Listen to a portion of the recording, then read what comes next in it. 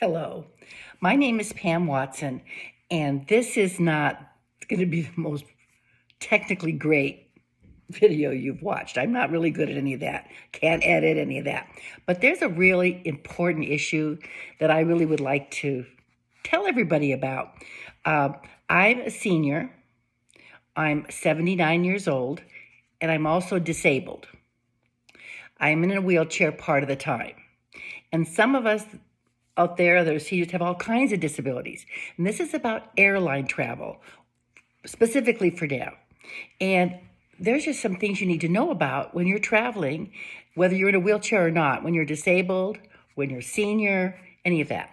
So I want you to think about the word CRO. Just automatically from now on, when you're traveling, if you've got a problem, I want you to think of CRO. Now, we say the word crow like the animal, but it stands for CRO. It's a hidden secret, everybody. They're not telling you about this. A crow is a complaint resolution officer. Ever heard of that? But you haven't. I didn't either, believe me. Yes. And then if you're talking to anybody in the airlines, just call them a crow. They'll know exactly. They call themselves crows, okay? So you're not doing anything bad that way. You don't have to say, I want the complaint resolution officer. I want the crow or the CRO, okay? Now, what is that? Well, a crow is a person who each airline, every single carrier for the United States is all I know about, has to have available anytime they have a plane flying to help with problems between you, the passenger, and the airline carrier. Now, they don't have to be in every airport 24/7. I thought they did. They don't. They could be, but not necessarily. And remember, most of the airlines, too, will have maybe a supervisor who's disability trained. But this crow is, I think they're somehow through the Department of Transportation. Got to do a little more research on that. But they have to be reached by phone. And that's what you need. There's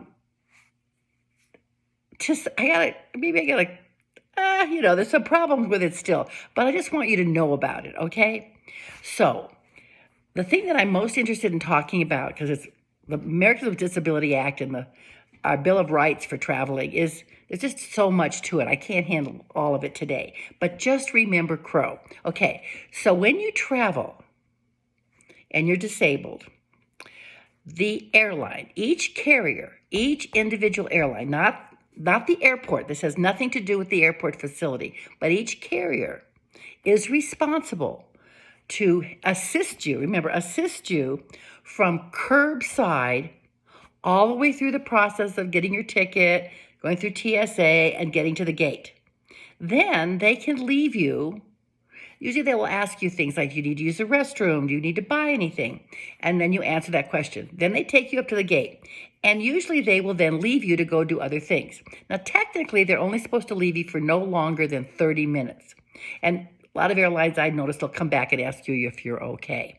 I don't know if I care that much. I guess if I was there for a couple hours, it would be nice because I want to go to the restroom. And remember, you can't leave a bag unattended. So if you have a carry-on, how are you going to do that, right?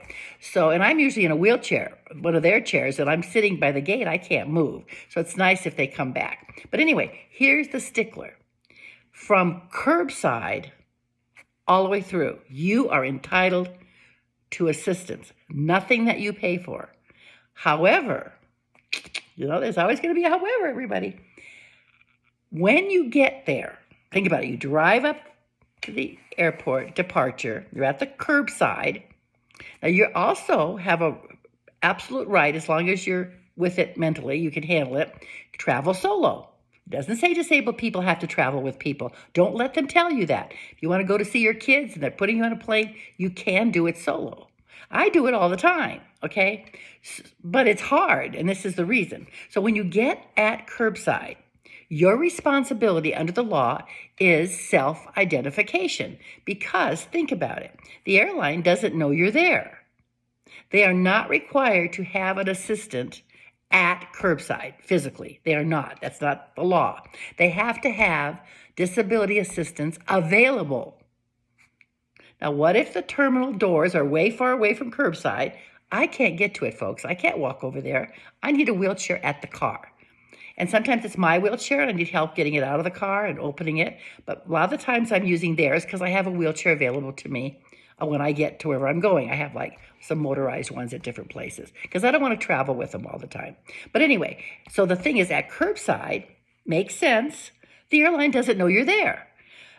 Before COVID, there were sky caps. Remember sky caps? Okay, sky caps. A lot of airports don't have those anymore. Some might. Now, the one near me, I think they have some sky caps in the morning. Well, does that mean you as a senior disabled person, or you as any disabled person, don't have to be a senior, can only travel in the morning at this particular local airport? Come on. No, of course not. But that's what they have. And then they have various people that may be by the curbside and maybe not. But that's just too tentative for me. So they say you have to self-identify. Now, certain airports like LAX, they tell you, let's say you're going to fly United, which is one thing I know. You would fly United, which is Terminal 7 at LAX. Doors 2 through 10, you'd go that area. But there's also a door called 2-10. It's at the last after door 10. And that's the disability area. So you pull all the way up there, and there won't be anybody out there. But they give you a number. I'm not telling you it's easy to get that number. Not telling you that. I had to struggle to get it, but I did get it. You call, and then they bring somebody out to the car to help you. Theoretically. It's all theoretical, guys, but at least it's a step in the right direction. None of this is easy. Traveling disabled is in a chair or whatever is not easy. Okay, so I have a local airport near me, and I have to self-identify, they told me, but they don't have anybody at the curb. So I said, well, wait a minute. How am I supposed to get their notice in the terminal if there's nobody here at the actual curbside? Do I shout? Do I send a carrier pigeon? I mean, I have to self-identify. Well, logical, folks. You get a phone number, right? Oh, no, they didn't have that. So what I did is I called my airline. It was a different one this time. It doesn't matter which one it is. And when I got the customer service, the first thing out of my mouth is I want to talk to a CRO. If you are disabled and you're traveling and you want answers, that's what you need to do. You can try the airline first. Depends on the training you're getting, but they'll tell you a lot of things that are not even true.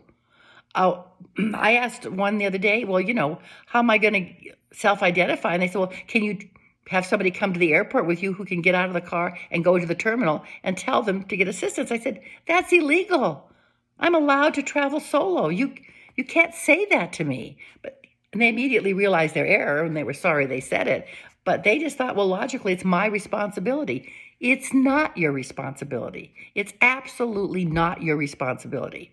So my question to this particular airline at this particular small airport, how do I self-identify? Give me a phone number. So I called a CRO, and luckily, this CRO, and it is sort of the luck of the draw, but at least it is a step in the right direction. You know about a CRO, right? And I said, how do I do this? Well, she gave me a number finally at the airport. Says you can call this number when you get there. When I dialed the number, it was out of service. Typical. But when I had talked to her and told her what the problem was, I said, look, if I can't get assistance when I pull up in front, I'm going to get up out of the car. I'm going to stand there with my luggage forlornly, and I'm going to take a video of it, and I'm going to post it because this is crazy. I got to the airport. Guess what? There was a supervisor there. There was somebody there with a wheelchair, ushered me right through the airport, and they didn't let me stay more than 30 minutes alone. Why? Because I was the squeaky wheel. We don't have to be the squeaky wheel. Come on, we do not have to be the squeaky wheel. But, yeah, we do. And I guess I just have to be that. And I would like you to be that too. But if you're not, and you're, at least you can try CRO.